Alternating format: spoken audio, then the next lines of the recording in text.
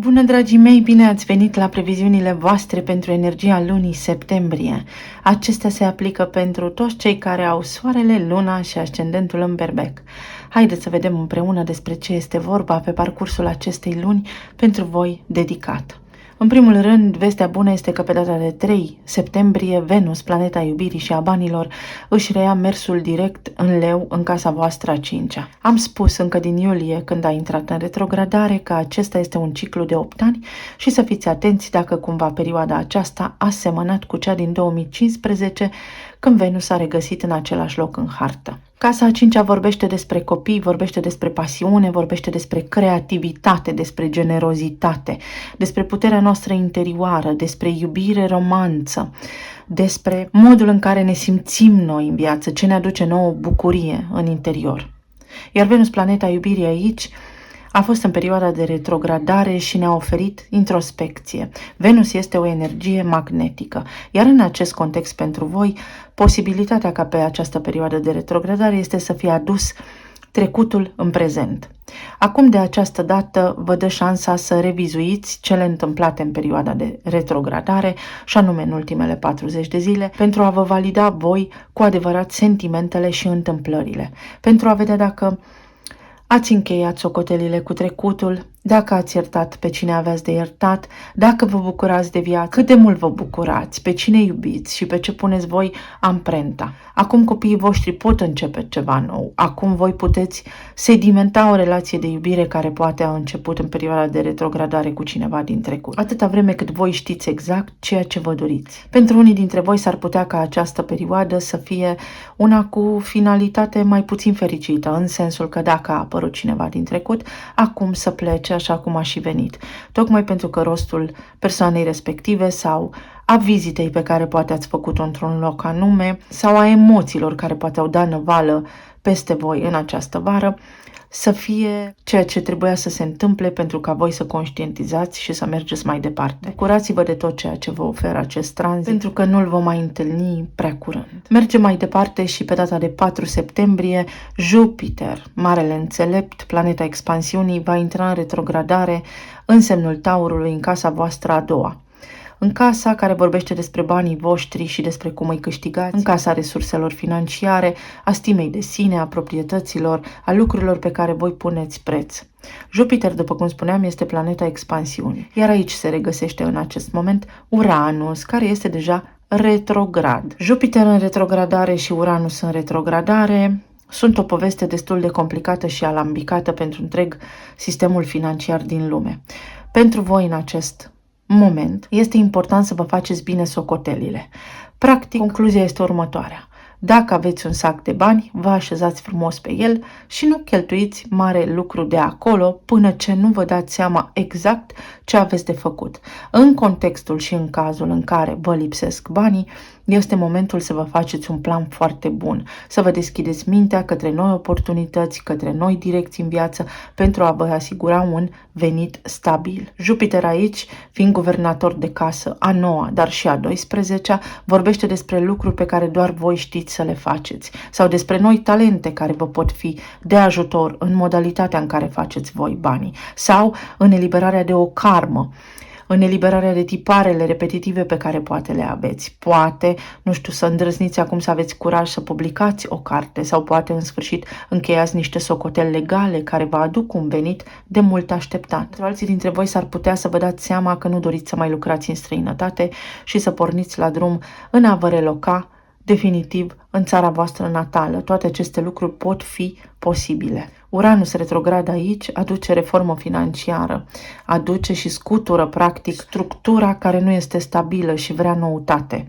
Uranus vrea noutate, iar Jupiter cumva o va extinde în viitor după ce iese din perioada de retrogradare. Tocmai de aceea o perioadă de retrogradare înseamnă ochii mari deschiși, ce vrem să facem, suntem atenți la cât cheltuim, pe ce cheltuim și cum cheltuim. Pe 14 septembrie avem evenimentul de lună nouă din casa voastră a 6-a din Fecioară. Fecioara este semnul sănătății, Fecioara este semnul rutinei. Casa a 6-a vorbește despre rutină, sănătate, echilibru dintre viața personală și cea profesională, cum sunt eu în serviciul celorlalți, ce mentori pot avea alături de mine, sunt atent la dieta mea, la ritmul meu de viață, la odihna mea, la rutina mea de zi cu zi. O lună nouă aici poate veni și spune: de astăzi înainte sunt mai atent, mă trezesc mai devreme sau dorm mai bine, sunt atent la ce mănânc, cum mănânc, cât lucrez și cât petrec acasă, sunt atent la sănătatea mea și îmi dau seama că poate singur nu pot să reușesc.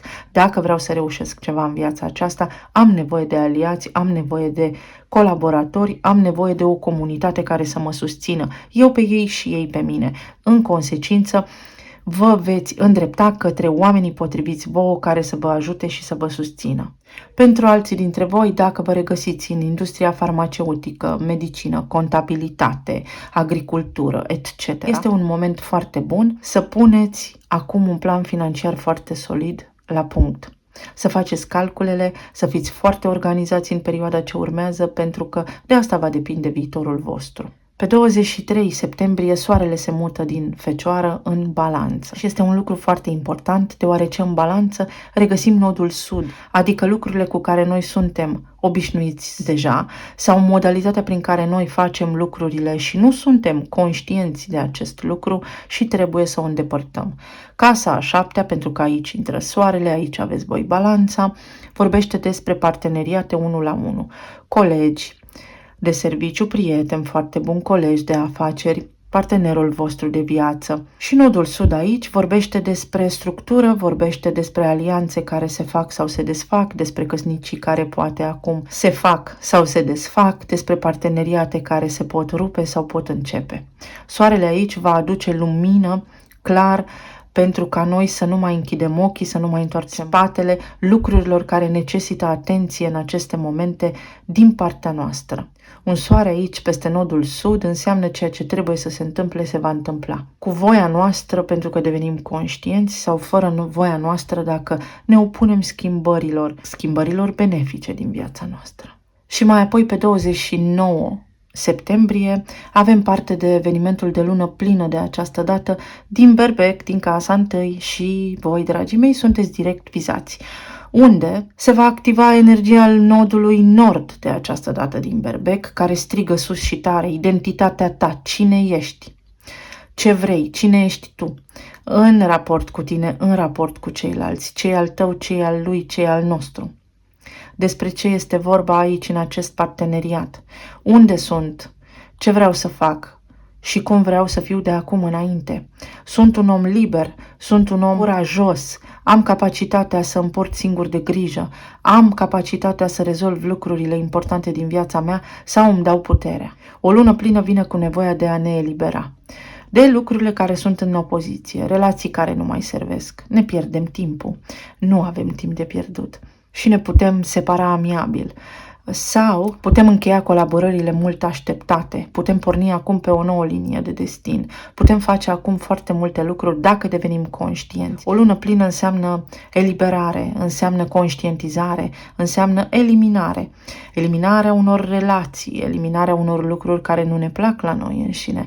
Sau acum reglăm, remediem, reparăm niște relații care poate înainte nu funcționau, dar noi nu eram conștienți de acest aspect. Să vedem așadar, încet, încet, pentru că ne îndreptăm către sezonul eclipselor, care, da, vor avea un impact major asupra noastră, ce aduce pentru voi și în tarot luna septembrie. Mândrie, orgoliu. Este un moment bun să deveniți conștienți de cine sunteți și să vedeți dacă cumva vreți anumite lucruri doar din încăpățânare sau dacă le vreți cu sufletul. Absolut tot ceea ce experimentăm în viață are dublu sens, două fețe, pentru că trăim într-un spațiu dual. Totul are o polaritate. Voi vedeți doar pe jumătate imaginea voastră în oglindă, voi sunteți conștienți doar pe jumătate de lucrurile pe care vi le doriți, voi doar pe jumătate poate ați avut parte de relații conștiente și fericite și bucuroase sau voi doar pe jumătate aveți curaj în lucrurile care vă privesc pe voi în mod direct. Este un moment prielnic cu aceste tranzite descrise anterior să vă eliberați și să aveți curajul să vă înfruntați temerile și să predați controlul acolo unde este cazul. Aici avem un număr 7 al faetonului care vorbește despre acțiune. Să aveți curajul să luați o decizie pentru ca mai apoi să trăiți cu aceasta, dar să luați o decizie conștientă că vă ajută. Curajul, numărul 30, sau arcanele Împărăteasa și Nebunul. Pornesc la drum, cu încredere, pentru că știu că merit. Să eliberați din subconștientul vostru, prin retrogradarea lui Jupiter, traumele, lipsa de noroc, ghinion la bani, toate afirmațiile care vă încurcă materializarea, toate afirmațiile care sunt programe în subconștientul vostru și nu vă lasă să trăiți armonioși. Nu venim aici să facem bani, nu venim aici să ne îmbogățim. Venim aici să experimentăm viața, pentru că suntem puternici, să ne dăm seama care este puterea noastră și pentru că suntem singurii care în acest moment pot să curețe karma pe linie maternă, karma pe linie paternă, karma neamului nostru, răni și durere care sunt acolo ancestrale încă de la cataclism încoace. Curajul să depășiți aceste lucruri și curajul să spuneți te iubesc cui vă doriți voi. Pentru alții dintre voi aici, o persoană își va găsi în sfârșit curajul, o persoană cu care voi aveți de-a face în această lună, să vă declare iubirea. Cineva care v-a lăsat, poate, în perioada de Venus retrograd, în spate. Spune ceea ce îți dorești. Până acum ați avut mâinile pe urechi. Nu ați auzit, nu ați văzut. Aici este arcana luna. Nu am văzut cu claritate. Ei, iată că în această lună, prin aceste două lunații, mai ales prin luna plină din casa întâi, este momentul să spui ce îți dorești. Să nu fii timid, dar nici să nu cazi în extrema cealaltă și să fii poate un fanatic, pentru că se mai întâmplă. Noi suntem diferiți. Deci este un moment în care echilibrul este foarte important, care lucrurile care încep acum sunt de durată pentru cel puțin 18 luni de acum înainte. Unii dintre voi primiți veștile mult așteptate de la cineva drag vouă. Pot fi copiii, pot fi partenerii voștri de viață, oricare dintre ei pot fi aici.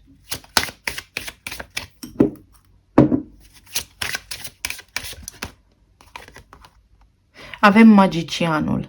În luna septembrie veți avea putere să manifestați lucruri, mai ales prin luna nouă din Fecioară, din casa 6, iată. Organizare, rutină clară. Dacă voi vă organizați și căpătați niște obiceiuri sănătoase, atât la nivel alimentar cât și la nivel de trai zilnic, veți avea puterea să obțineți lucrurile pe care le doriți. Vă trebuie rutină, vă trebuie disciplină. Să vedem. Berbec septembrie. În relații, planul material, planul emoțional.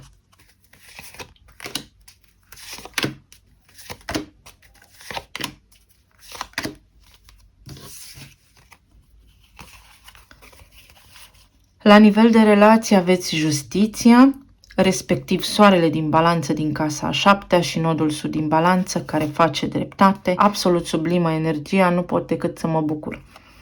Justiția înseamnă că în relațiile voastre aflați adevărul. În relațiile voastre în sfârșit veți fi văzuți, apreciați la adevărata voastră valoare.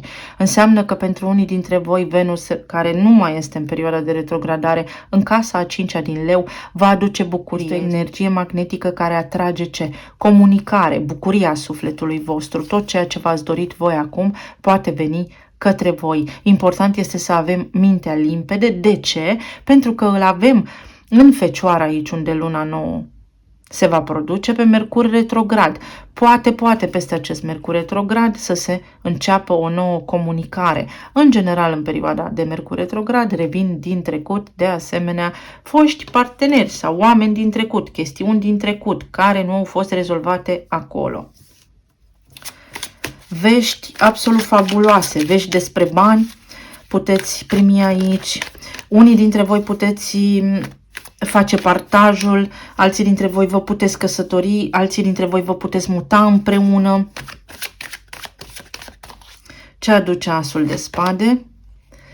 Mi-a ieșit 9 de spade întors, eliminarea grijilor, scap de conflicte, scap de stres, scap de grijă, scap de bârfă, scap de tot. Este o lună foarte bună. 3 de monede, colaborare, parteneriat, lucrurile se mișcă, ne aliniem în gândire, ne aliniem în simțire, cu partenerii noștri, cu oamenii la care visăm. Pentru cei singuri puteți cunoaște pe cineva, în sfârșit. Puteți ieși la o întâlnire.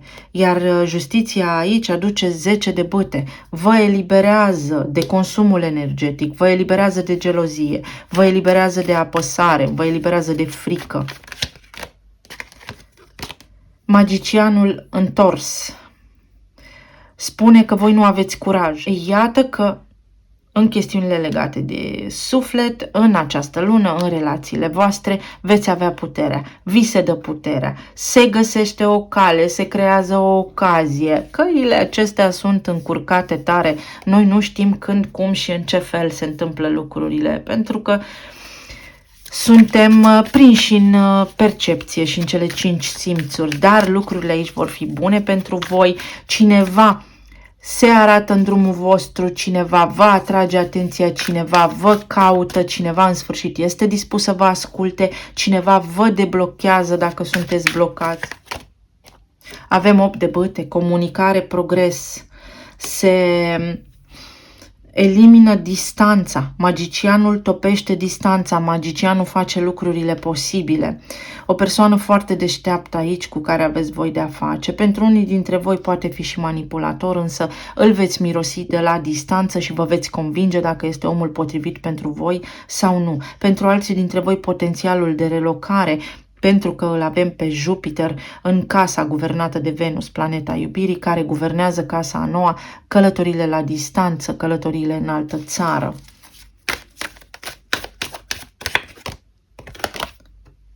Avem un paș de bâte, vă revine încet, încet cheful de viață, bucuria, încă o carte la nivel de relație.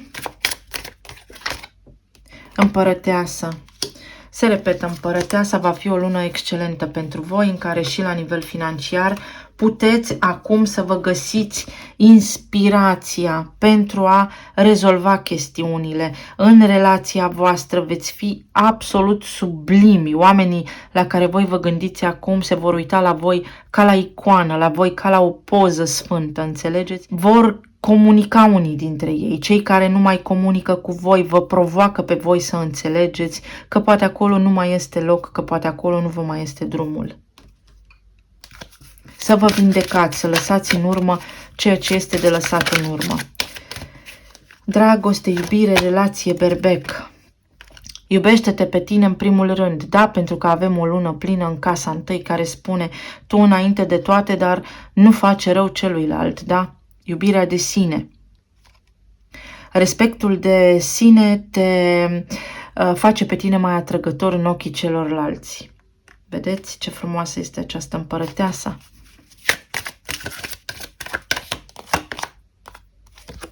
Unii dintre voi plecați într-o călătorie, plecați într-o mică vacanță sau, nu știu, petreceți niște nopți pasionale cu omul drag.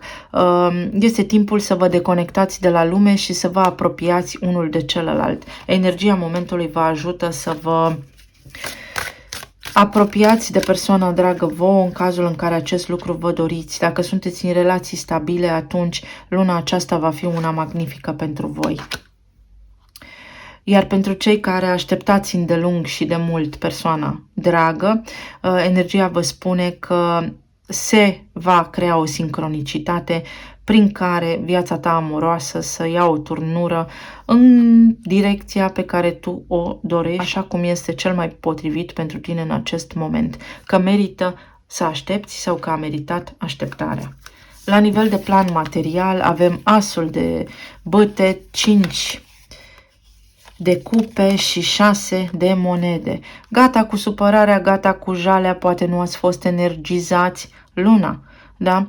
9 din casa 6, asta vă spune, la nivel de rutină, la nivel de serviciu, la nivel de activitate și de sănătate veți fi extraordinar de bine. Va fi o lună plină de energie, va fi o lună în care pe plan profesional veți excela, plan profesional vă veți simți bine, pe plan material vă veți elibera de stres, într-o oarecare măsură vin niște bani, aveți o realizare, aveți o reușită, lucruri bune se întâmplă aici pentru voi, pentru alții dintre voi vă revine cheful de viață, vă revine creativitatea. Pentru alții dintre voi vă revine pur și simplu bucuria de a trăi, cheful de viață, creativitatea, inspirația care poate v-a lipsit.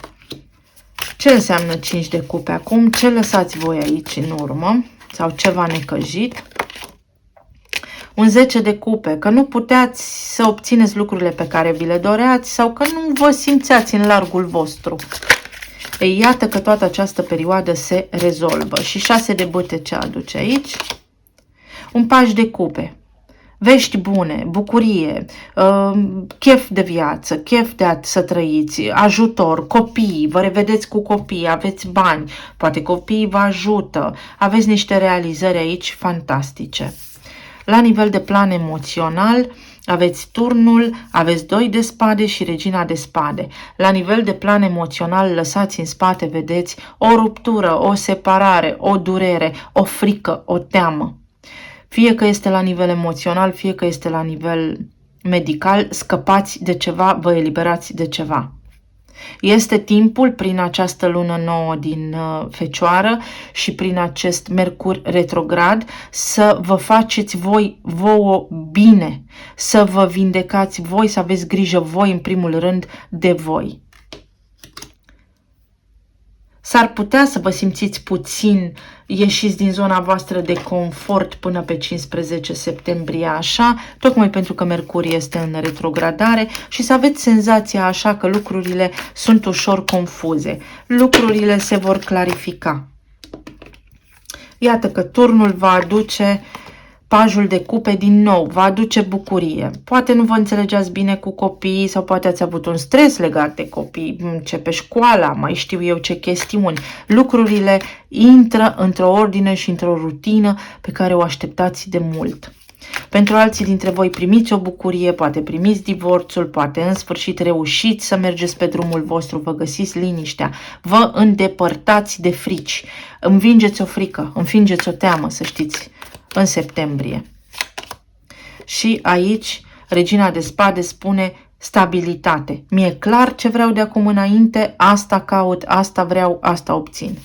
Simplu, clar, scurt și la obiect.